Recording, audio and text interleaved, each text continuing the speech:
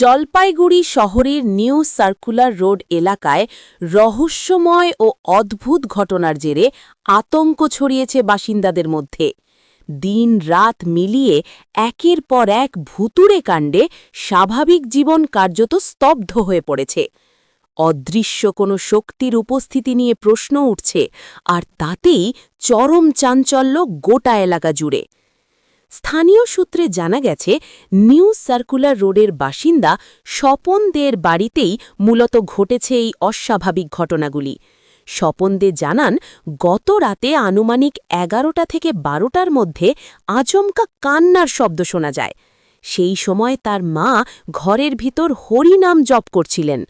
হঠাৎ কোনো কারণ ছাড়াই ড্রেসিং টেবিল, আলমারি সহ একাধিক ভারী আসবাবপত্র মেঝেতে আছড়ে পড়ে।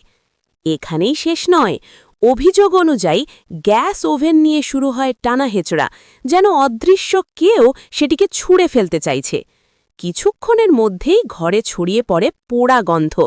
দেখা যায় শীতের কম্বল ও বিছানার চাদরে আগুন লেগেছে। তবে আশ্চর্যের বিষয়, ঘটনার সময় কাউকেই চোখে দেখা যায়নি। এলাকাবাসীর আরও দাবি, কখনো বাড়ির ভেতর থেকে, কখনো বাইরে থেকে অজানা উৎস থেকে ঢিল ছোড়া হচ্ছে। দিনের বেলাতেও শোনা যাচ্ছে অস্বাভাবিক শব্দ, অথচ চারপাশে কাউকে দেখা যাচ্ছে না। ফলে আতঙ্ক যেন আরও বেড়েই চলেছে।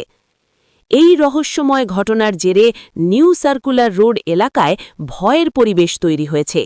কে বা কারা কিংবা কিভাবে এই ঘটনাগুলি ঘটছে তা নিয়ে ধোঁয়াশায় পড়েছেন সবাই। অলৌকিক কিছু নাকি এর পিছনে রয়েছে অন্য কোনো কারণ, তা নিয়েও চলছে জোর জল্পনা। আতঙ্কিত এলাকাবাসী দ্রুত প্রশাসনের হস্তক্ষেপ এবং ঘটনার নিরপেক্ষ ও পূর্ণাঙ্গ তদন্তের দাবি জানিয়েছেন। রহস্যের জট খুলবে কবে, সেদিকেই তাকিয়ে গোটা জলপাইগুড়ি।